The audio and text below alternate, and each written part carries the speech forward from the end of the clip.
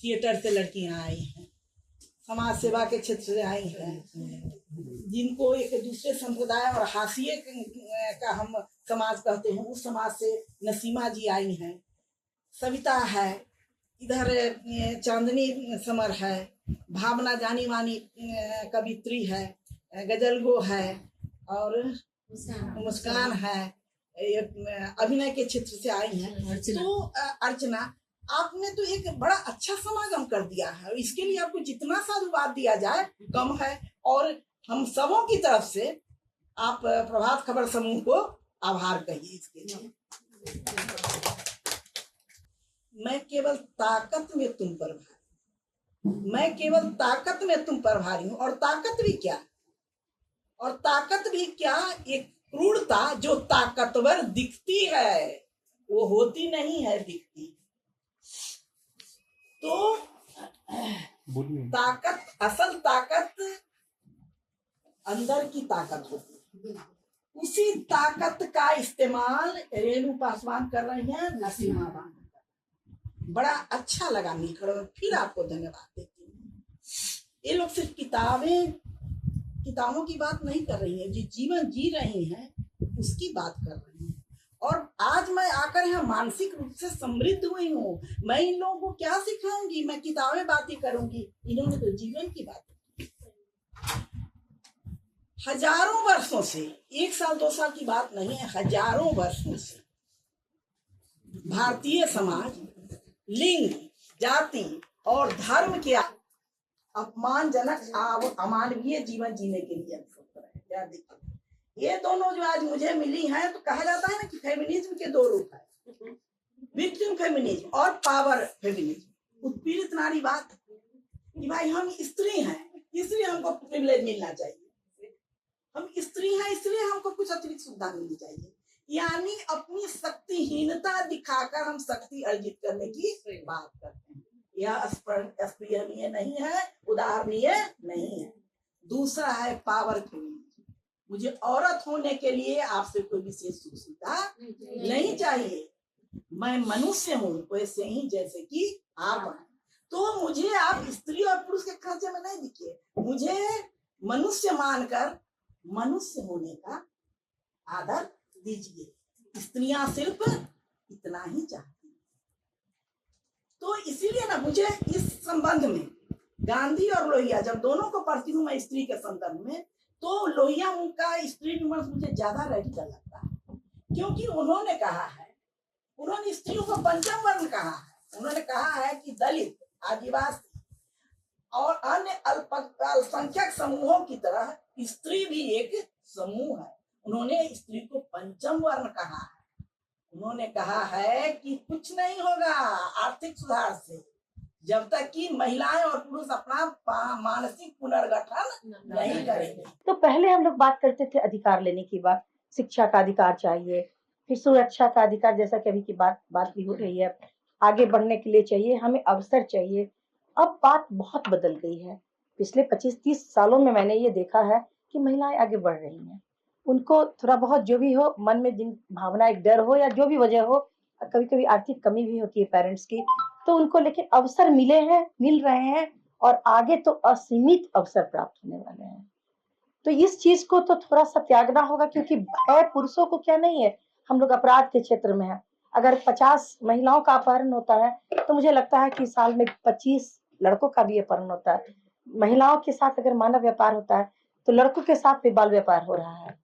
उसके भी जिस्म की जो है फरोशी की जाती है, या उसके साथ उसके अंग है वो सेल किए जाते हैं, उनको बेचा जाता है, खरीदा जाता है, पोर्नोग्राफी वगैरह। आप सभी लोग समझ सकते हैं इस चीज को, कि ये चीज जो बात अब आ रही है कि महिलाओं के साथ हो रहा है, ज्यादा हो रहा है, ये अलग बात है, लेकिन अब पुरुषों के साथ भी उतना ही हो रहा है। 21 या 22 में जब आई थी यहाँ पर, तो मैंने बताया था आप लोगों को कि मैं हिमाचल जाना चाह रही थी। मैंने टिकट्स बुक किए थे और फिर मैंने कैंसिल करवा दिया, क्योंकि अकेले कैसे जाती। पापा ने मुझे मना नहीं किया था डायरेक्ट, लेकिन वो कहीं ना कहीं डर रहे थे कि अकेले कैसे जाओगी, तुमको चीजें उठाने, मतलब सामान कैसे उठाओगी। वो ऐसे बहाने दे रहे थे, बट मैं समझ रही थी कि कहीं ना कहीं इनसिक्योरिटी की फीलिंग है उनकी कि अकेले बाहर जाके कैसे रहेगी। बट इन 2-3 सालों में मेरी लाइफ भी इतनी बदली है कि मैं कई जगह अकेले जा रही हूँ, रह रही हूँ वहाँ पर और आराम से रह के आ रही हूँ। ऐसी कोई बहुत विशेष परेशानी का सामना नहीं करना पड़ रहा है, तो ये खुशी की बात है। लेकिन इन सबके बीच अगर हम सभी संवेदनशील हैं, तो उस हिसाब से आप लोग इस बात को समझिएगा। उन सबके बीच जो छोटी-सी घटना कभी-कभी हमारे साथ घट जाती है, वैसे एक घटना का उदाहरण दूँगी।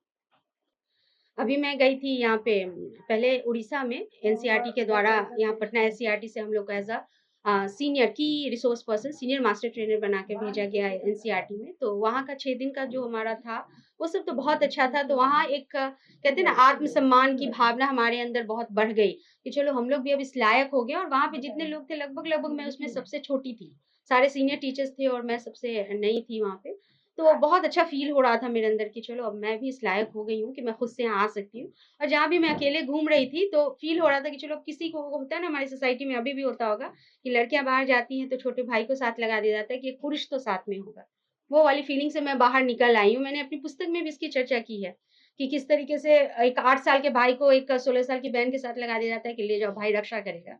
तो इस मेंटालिटी से तो कहीं निकल आए हैं, इस बात की खुशी है। लेकिन हुआ क्या कि भुवनेश्वर की यात्रा मेरी बहुत सुखद थी। वहाँ से मैं वापस जब कलकत्ता आई, कलकत्ता में बॉटेनिकल पार्क आप सभी लोग जानते होंगे।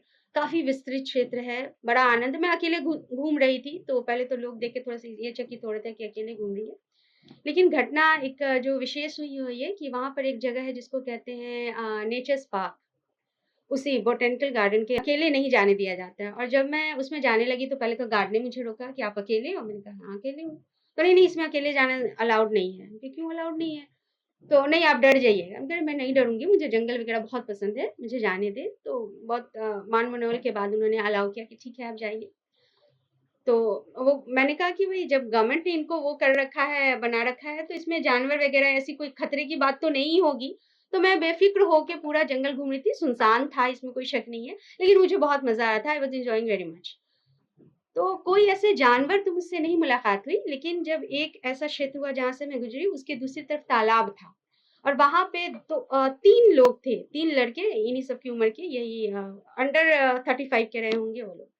3 लड़के नदी की सफाई कर रहे थे, वहाँ पे तो हमेशा साफ-सफाई चलती रहती है और जब मैं वहाँ से क्रॉस की, आई वाज़ अलोन कंप्लीटली पूरा शांत वातावरण था, तो पीछे से कमेंट आ रहा है और वो लोग गाना गाने लगे। कुछ लोग कह रहे हैं, "कुछ देर बैठ जाइए हमारे साथ भी, थोड़ा इधर भी देख लीजिए।" इस तरीके का मतलब एक होता ऐसा नहीं कि they were inviting me to enjoy and वो दिखाने के लिए नहीं बुला रहे थे। वो कमेंट कर रहे थे, उनका इंटेंशन गलत था। तो उस वक़्त मुझे रियलाइज़ हुआ कि मैं पूरा जंगल घूम आई और मुझे कहीं भी किसी भी जंगली जानवर से डरने का वो मौका नहीं मिला, डर नहीं था। लेकिन ये जो इंसान रूपी जानवर जो हमारे पीछे है, इसका डर आज भी कहीं है। मैंने पहले सोचा नहीं था कि थिएटर इतना बड़ा क्षेत्र होगा लड़कियों के लिए। मैंने सोचा कि थिएटर क्या ही करना है, थिएटर तो कोई भी कर सकता है।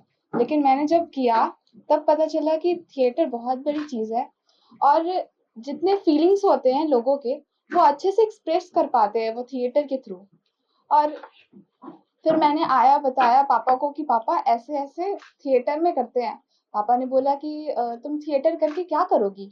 तो मैंने बोला कि नहीं, थिएटर में बहुत अच्छी चीज़ें सिखाई जाती है। मैं अपनी संघर्ष की कहानी कहाँ से शुरू करूँ और कहाँ खत्म करूँ मुझे नहीं समझ में आ रहा, क्योंकि मेरा जो जीवन है वो पूरा संघर्ष में ही बीता है।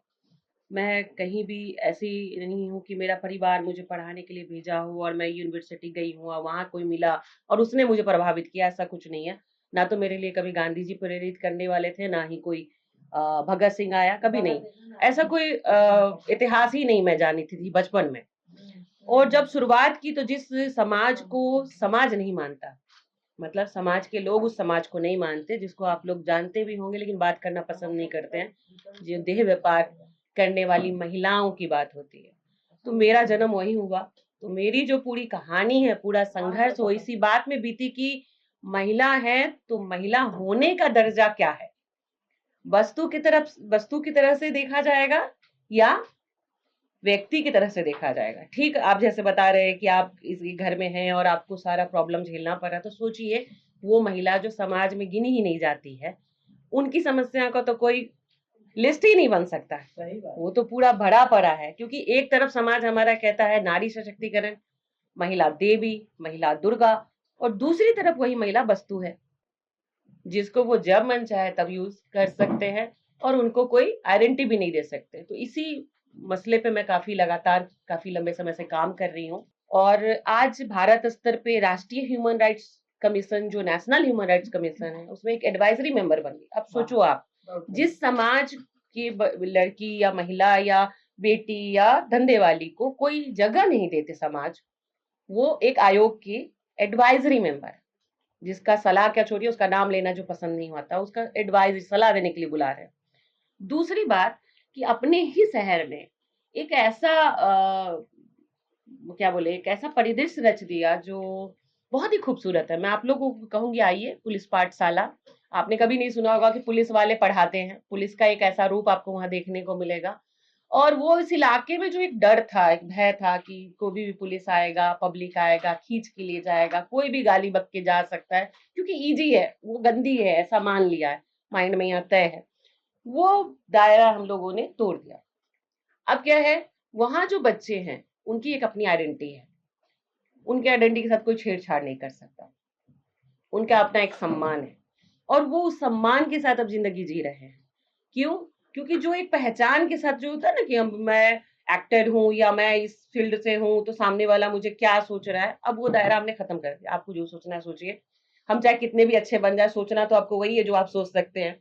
तो उस पे ना जाके हमने अपने ऊपर काम किया, और आज पूरा परिदृश्य ये है कि हम समाज को वो एक रूप दिखा रहे हैं कि अब नारी को अगर वस्तु बनाते हैं, तो वो वस्तु अगर बन जाएगी तो वो और क्या हो सकती है आपके लिए, वो आप सोच नहीं सकते। अगर एक महिला शिक्षित हो तो वो अपने बच्चे को जब जन्म देगी तब से ही उसे एक अच्छी शिक्षा देगी, चाहे वो लड़का हो या लड़की हो। आज के समय में दोनों का ही आत्मनिर्भर होना बहुत जरूरी है, दोनों को ही आत्मरक्षा करना बहुत जरूरी है। सभी को याद होगा निर्भया हत्याकांड या फिर डॉक्टर मोमिता का केस। उसने भी अपनी माँ को यही कहा होगा कि माँ तुम चिंता मत करो, मैं बेफिक्र होके आराम से आ जाऊंगी घर। वो तो काम ही करने गई थी ना, फिर उसके साथ इस तरह की क्यों हरकत हुई? ये भी एक बहुत बड़ा सवाल है। और केस बनना बहुत आसान है, मगर उस चीज को झेलना बहुत मुश्किल। तो आज हर एक लड़की हो या कोई महिला हो, सबको डर है कि कहीं उसके साथ रेप ना हो जाए, बलात्कार ना हो जाए, कोई उसे छेड़ ना दे। तो क्यों ना हम लोग अपनी ही बच्चियों को, क्योंकि हम अगर पढ़े लिखे होंगे, क्योंकि अभी जितने हम लोग की शादी नहीं हुई है, हम लोग अभी सारी चीजों को फेस आउट कर रहे हैं। तो जब हम पढ़ रहे हैं, लिख रहे हैं, आत्मनिर्भर हो रहे हैं, तो एक कुशल गृहिणी भी जरूर बनेंगे। और जब एक कुशल गृहिणी बनेंगे, एक कुशल माता बनेंगे, तो अपने बच्चों को एक अच्छी शिक्षा देंगे।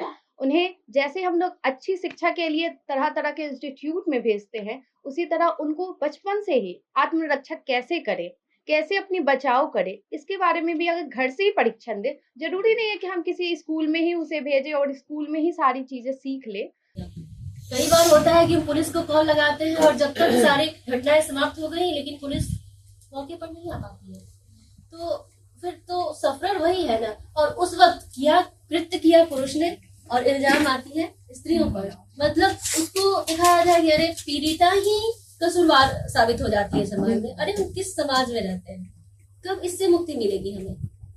किस दिन इस 21वीं शताब्दी में, ये 2025 में हम इस दिवस को कर रहे हैं?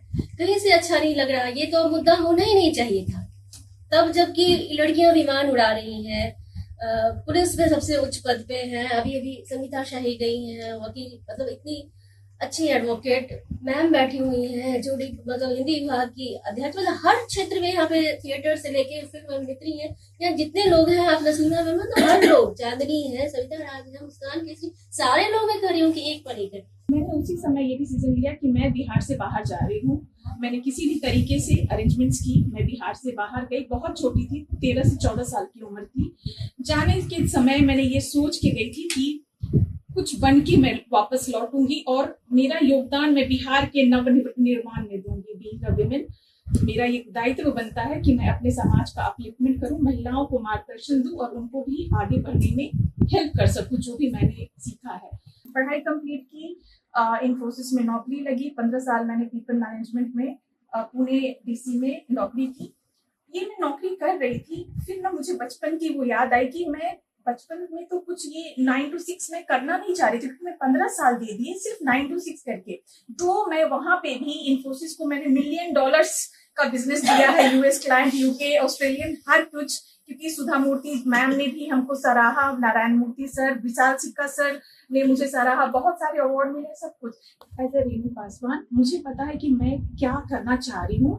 बिहार की जो लॉस्ट ग्लोरी है, क्योंकि हम बिहार, पूरा भारत पहले बिहार के नाम से जाना जाता था। आज मैं जब 20 साल बाहर रही तो वो गालियां सुनी हूँ मैं भी कि ये तो बिहारी है, मतलब मेरे साथ कोई रूम में रहना नहीं चाह रहा था, वैसा होता था। लेकिन आज वो जो मानसिकता उनकी थी, कहीं ना कहीं वो मैंने तोड़ी है कि बिहारी भी कुछ कर सकता है, वो भी अपना मुकाम हासिल कर सकता है। ये करके मैं सारा काम अभी बिहार में पिछले 5 साल से काम कर रही हूँ। और मेरा ये मानना है कि जिस तरीके से आधी पूंजी का व्यापार सफल नहीं होता, उसी तरीके से आधी आबादी से कोई भी राज्य आगे नहीं प्रोग्रेस कर सकता है। शिवहर जिला से जिला परिषद का चुनाव लड़ी और मैंने एक बहुत बड़े एक तबके को गांव में ऐसा देखा है, महिलाएं जो अशिक्षित हैं। तो मुझे बड़ा दुख होता है कि उन महिलाओं तक वो एक्चुअली उनके मेंटलिटी में ये बैठ गया है कि लड़के पढ़ेंगे स्कूल और लड़कियां नहीं, बच्चियां स्कूल नहीं जाती हैं।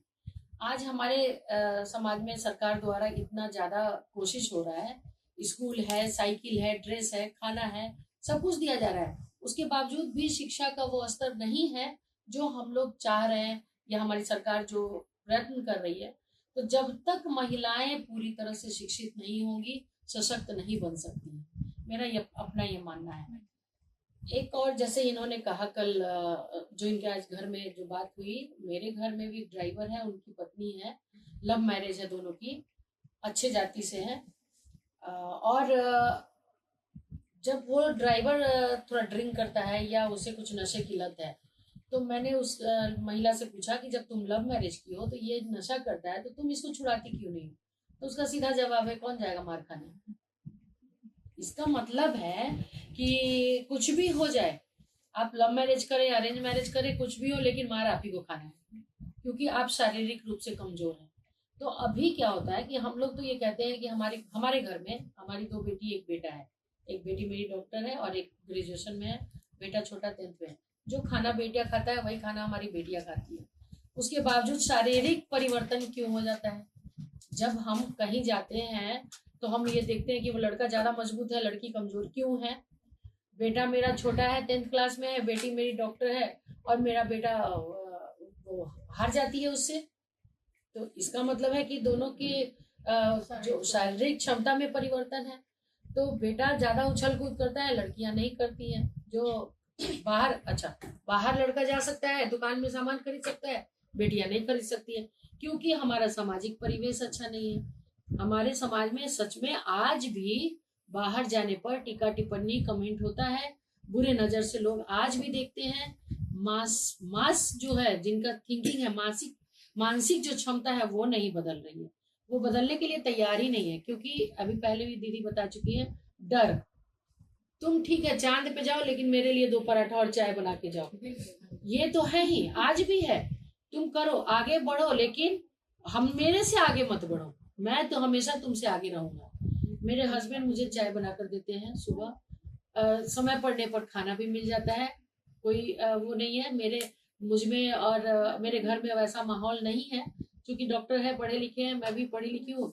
मैं डॉक्टर अर्चना सिंह और सामर्थ्यवान हूँ। मैं सिनेमा में काम करती हूँ। लेकिन मुख्य भूमिका होते हुए भी सदियों से महिलाओं को एक हाशिए पे धकेला जाता है, भेदभाव किया जाता रहा है, जो कहीं से सही नहीं है।